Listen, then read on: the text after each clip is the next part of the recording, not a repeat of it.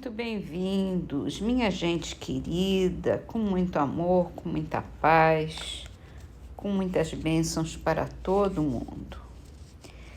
No livro Agenda Cristã de André Luiz, que nós começamos hoje, é um livro psicografado por Chico Xavier e a mensagem é sempre chamados.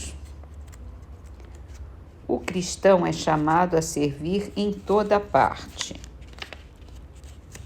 No Palácio da Justiça, se colocará no lugar do réu, a fim de examinar os erros dos outros.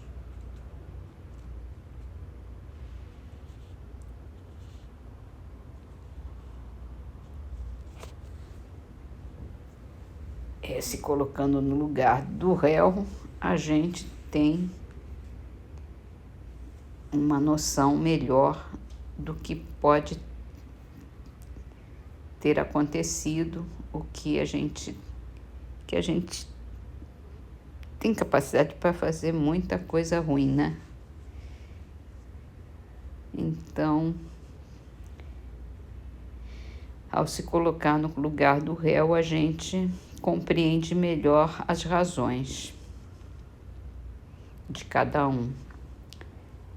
E assim a gente pode perdoar, que é isso que mais importa. Então vamos para o livro dos Espíritos, falando sobre a vida espiritual e a escolha das provas. E Kardec pergunta: o espírito pode proceder à escolha de suas provas enquanto está encarnado? O desejo que ele então alimenta pode influir na escolha que vem a fazer. Depende isso da intenção que o anima. Mas dá-se que, como espírito livre, como espírito livre, ele quase sempre vê as coisas de modo diferente. Por si só, o espírito é quem faz a escolha. Entretanto, ainda uma vez dizemos, é possível fazer mesmo na vida material. Por isso que há sempre momentos em que o espírito se torna independente da matéria que lhe serve de habitação. E aí Kardec complementa a pergunta. De certo, como expiação ou como prova, muita gente deseja as grandezas e as riquezas, não é mesmo? Indubitavelmente, não.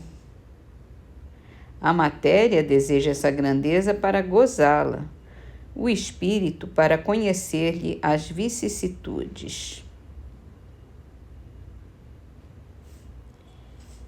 E é certo, né?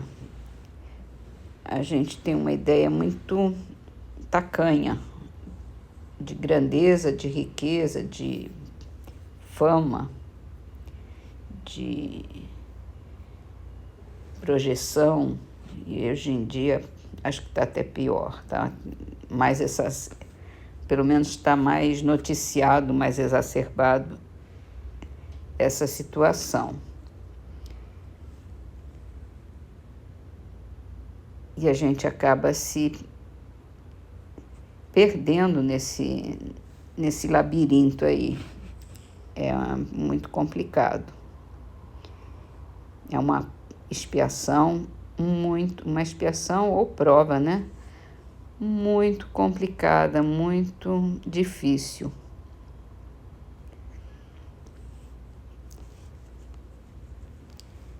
A chance de sucumbir é muito grande.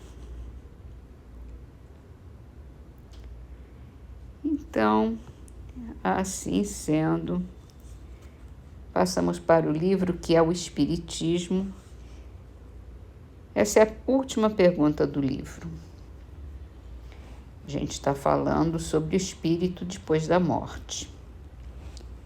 Em que consiste Os gozos das almas felizes, elas passam a eternidade em contemplação?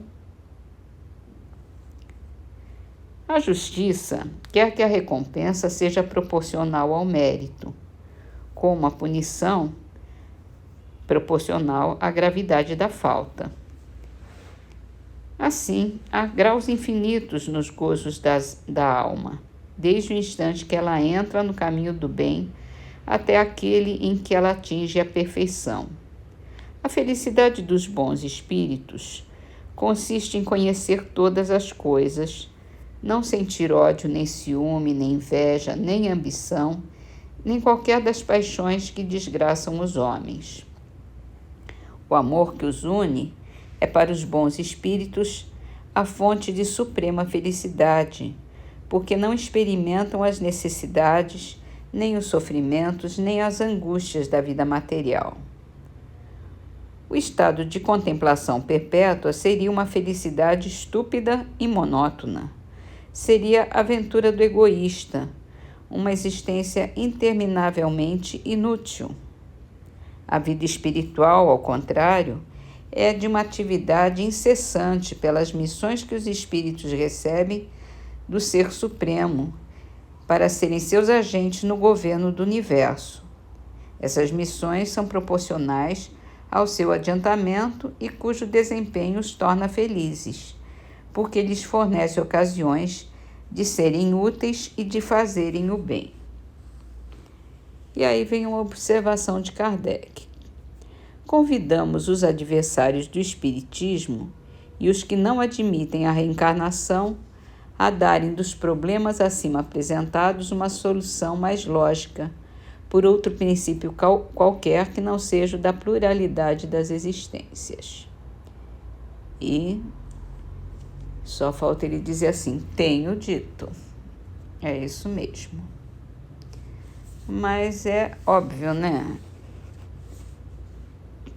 Essa ideia de beatitude passiva, sem fazer nada, é só